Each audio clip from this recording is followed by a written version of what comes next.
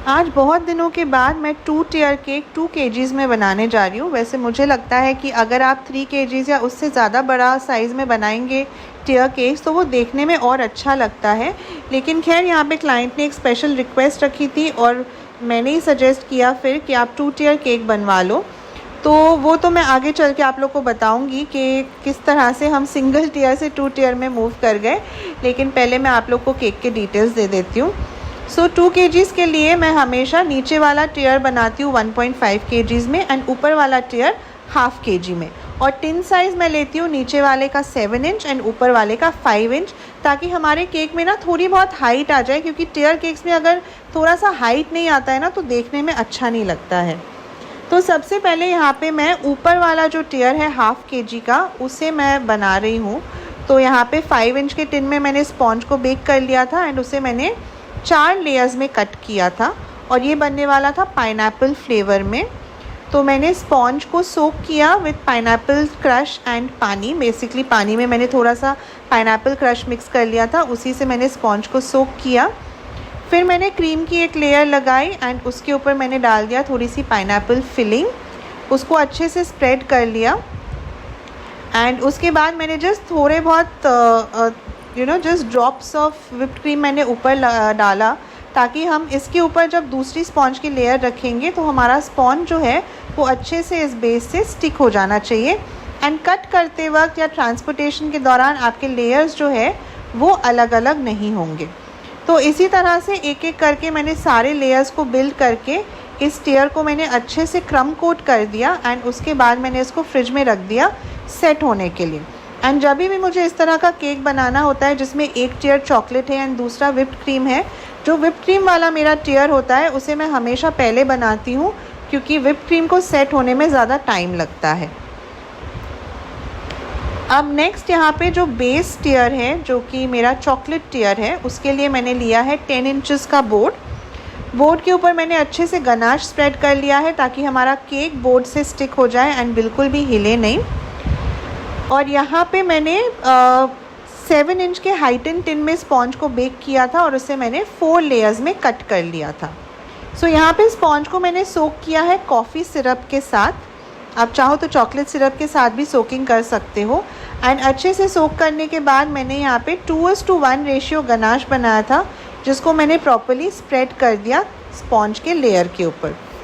फिर इसी तरह से हमें 1 बाय 1 लेयर्स बिल्ड करना है। आप लोगों ने मेरे पेज पे, मेरे चैनल पे बहुत बार देखा होगा मुझे चॉकलेट ट्रफ़ल केक बनाते हुए, तो इसीलिए ये प्रोसेस मैं थोड़ा जल्दी आप लोग को दिखा रही हूँ, ताकि आगे का जो पार्ट है जो कि मेन डेकोरेशन पार्ट है वो मैं आप लोग के साथ प्रॉपर्ली शेयर कर सकूं। तो यहाँ पे चॉकलेट केक को भी मैंने अच्छे से क्रम कोट कर लिया। क्रम कोट के लिए मैंने गनाश ही यूज़ किया था एंड इसको भी मैंने फ्रिज में रख दिया सेट होने के लिए। अब नेक्स्ट मैंने यहाँ पे मेरे ख्याल से 1-1.5 घंटा मैंने पाइनएप्पल वाले स्पॉन्ज को, मतलब पाइनएप्पल वाले टियर को मैंने फ्रिज में रखा था सेट होने के लिए। फिर उसे मैंने फ्रिज से निकाल दिया ताकि मैं उसकी फ़ाइनल फ्रॉस्टिंग कर सकूँ। अब यहाँ पे मुझे फ्रॉस्टिंग जो है ना वो ऊपर एंड नीचे दोनों टियर्स को सेम कलर से फ्रॉस्टिंग करना था। एंड आपने देखा होगा कि जब भी ऐसा होता है मैं पहले क्या करती हूँ, पहले नीचे वाले टियर को फुल फ्रॉस्टिंग करती हूँ, फिर ऊपर वाला टियर जो क्रम कोटेड रहता है उसको प्लेस करती हूँ एंड उसके बाद मैं उसे फिनिशिंग देती हूँ। लेकिन यहाँ पे क्योंकि डिज़ाइन थोड़ा सा डिफरेंट था, मैंने सोचा ऊपर वाले टियर को मैं प्रॉपर फिनिशिंग देके उसके बाद उसे मैं नीचे वाले टियर के ऊपर प्लेस करूँगी। तो यहाँ पे बेसिकली मुझे लेमन येलो कलर के क्रीम से पूरे केक को कवर करना था। तो यहाँ पे पाइपिंग बैग में मैंने क्रीम फिल कर लिया है एंड जैसे नॉर्मली मैं करती हूँ पैलेट नाइफ एंड स्क्रैपर की मदद से ऊपर वाले टियर को मैंने प्रॉपर फिनिशिंग दे दिया। अब इस केक की स्टोरी ऐसी है कि मेरे सोसाइटी में ना एक डॉक्टर रहते हैं एंड उनके घर में उस दिन गणपति जी की स्थापना थी। तो उनकी मम्मी ने मुझे कॉल किया एक दिन पहले और उन्होंने कहा कि मेरे बेटे का बर्थडे है प्लस गणपति जी भी घर आ रहे हैं, तो बहुत सारे गेस्ट्स आने वाले हैं घर में। तो मैं कुछ ऐसा सोच रही थी कि केक आप इस तरह से बनाओ कि दोनों चीज़ें मेरे केक में इनकॉर्पोरेट हो जाए, कि गणपति जी का भी कुछ आ जाए एंड मेरा बेटा जो डॉक्टर है उससे रिलेटेड भी कुछ चीज़ें केक के ऊपर आ जाए। तो हम पहले फ्लेवर डिस्कस कर रहे थे कि चॉकलेट केक करें कि पाइनएप्पल केक करें, और फिर बात करते करते उन्होंने कहा कि ऐसा करो कि आप ही डिसाइड करके मुझे बता दो कि अगर आपके घर में इस तरह का सिचुएशन होता तो आप क्या करते। तो फिर मैंने उनसे बात करते हुए यही कहा कि फिर मैं आपको यही सजेस्ट करूँगी कि आप 2 टियर केक बनवा लो। ऊपर वाला टियर पाइनएप्पल जो जो थोड़े एल्डरली लोग होंगे वो खा सकते हैं, एंड नीचे वाला टियर चॉकलेट जो बाकी सबको भी पसंद आ जाएगा। एंड मैं इस तरह से केक का डेकोरेशन करूँगी कि ऊपर वाला टियर जो है वो गणपति जी को डेडिकेटेड होगा, एंड नीचे वाला टियर जो है वो आपके बेटे को डेडिकेटेड होगा। तो उन्हें ये आइडिया बहुत पसंद आया, तो उन्होंने कहा कि हाँ ठीक है, मेरे ख्याल से ये बिल्कुल सही रहेगा। और डिज़ाइन डेकोरेशन उन्होंने मेरे ऊपर छोड़ दिया कि आपको जैसा ठीक लगता है आप वैसे बना दो। तो बस फिर मैं डिज़ाइन सोचने लग गई, और मैंने उनसे ये कहा था ज़रूर कि जो डेकोरेशन है उसमें मैं मोदक यूज़ कर लूँगी ताकि प्रॉपरली गणपति जी का वो थीम निकल के आए केक के ऊपर। सो खैर, ऊपर वाले टियर को प्रॉपरली फिनिशिंग देने के बाद मैंने उसको फ्रिज में रख दिया था सेट होने के लिए, और यहाँ पे नीचे वाला टियर जो है अब मैं उसे फिनिशिंग दे रही थी। सेम लेमन येलो कलर का क्रीम ही मैंने अप्लाई कर दिया था नीचे वाले टियर के ऊपर, एंड उसको अच्छे से फिनिशिंग दे दिया। फिर मैंने थोड़ा सा ना ऑरेंज कलर का क्रीम लिया था। बेसिकली मुझे थोड़ा सा एक शेडेड इफ़ेक्ट चाहिए था, बिल्कुल प्लेन नहीं रखना था इस टियर को। तो ऑरेंज कलर का क्रीम मैंने थोड़ा थोड़ा केक के ऊपर अप्लाई करके स्क्रैपर से उसको बिल्कुल स्मूथ कर लिया, जस्ट एक हल्का सा शेडेड इफ़ेक्ट लाने के लिए। अब ऊपर वाला जो टियर है ना उसमें मुझे थोड़ा बहुत डिज़ाइनिंग करना था, तो यहाँ पे मैंने सबसे पहले टूथपिक की मदद से ना मार्किंग कर लिया। और क्योंकि ये ऊपर वाला टियर गणपति जी के लिए था, तो मैंने यहाँ पे जैसे हमारे तोरण का डिज़ाइन होता है ना, कुछ उस तरह का डिज़ाइन मैं बना रही थी। तो सबसे पहले मैंने ग्रीन कलर का क्रीम लिया, एंड जो नोज़ल्स मैंने लिए ना वो सारे स्टार नोज़ल्स हैं, लेकिन अलग अलग शेप के स्टार नोज़ल्स हैं और सारे छोटे साइज़ के नोज़ल्स हैं। बहुत बड़े साइज़ का नोज़ल मैंने नहीं लिया क्योंकि हमारा केक का साइज़ भी थोड़ा सा छोटा था। तो छोटे नोज़ल से हम काम करेंगे ना तो डिज़ाइन भी देखने में और अच्छा लगता है। तो सबसे पहले ग्रीन कलर के क्रीम से मैंने इस तरह से आउटलाइन बना दिया। उसके बाद मैंने लिया ऑरेंज कलर की क्रीम, एंड उससे मैंने अंदर पाइपिंग कर दिया, एक लाइन ऑरेंज का बनाया, और बाकी जो स्पेस बचा हुआ था उसमें मैंने येलो कलर के क्रीम से पूरा फिल कर दिया। तो इस तरह से ना एक बहुत प्यारा सा फेस्टिव लुक आ गया था हमारे केक के ऊपर। नेक्स्ट मुझे इस केक को नीचे वाले टियर के ऊपर प्लेस करना था। सो यहाँ पे तो मैंने डावल्स यूज़ किए हैं सबसे पहले नीचे वाले टियर में। बहुत ज़्यादा डावल्स यूज़ करने की ज़रूरत नहीं पड़ी क्योंकि हमारा ऊपर वाला टियर बहुत हैवी नहीं है, जस्ट हाफ kg का ही था।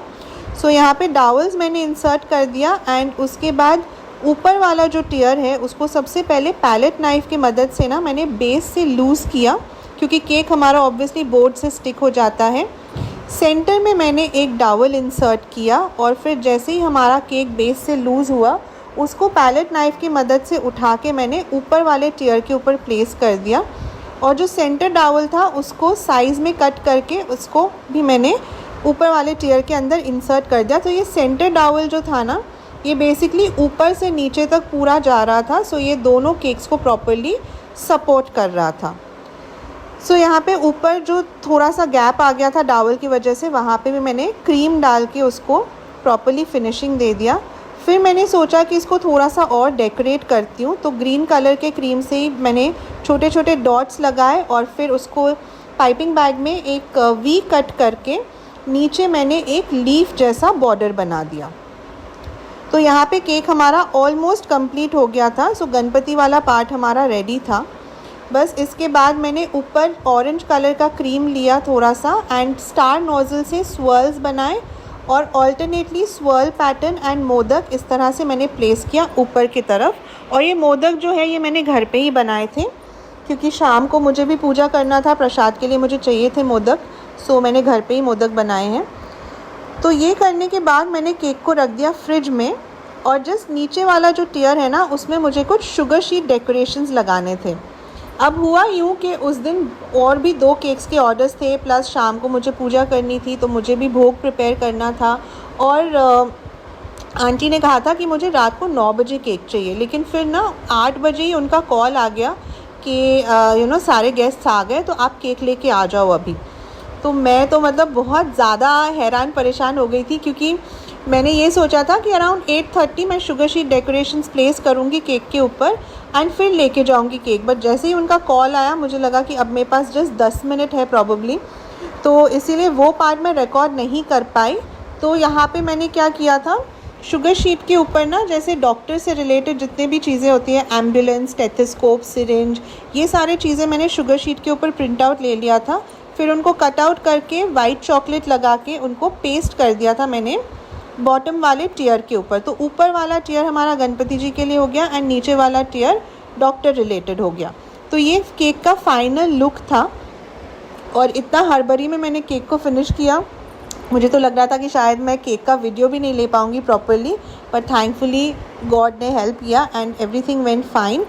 सो ये था केक का फाइनल लुक। एंड वहाँ पे उनके घर पे पहुँचने के बाद, क्योंकि गणपति जी की स्थापना हुई थी, तो उन्होंने गणपति जी के सामने ही केक रखा एंड वहीं पे कट किया।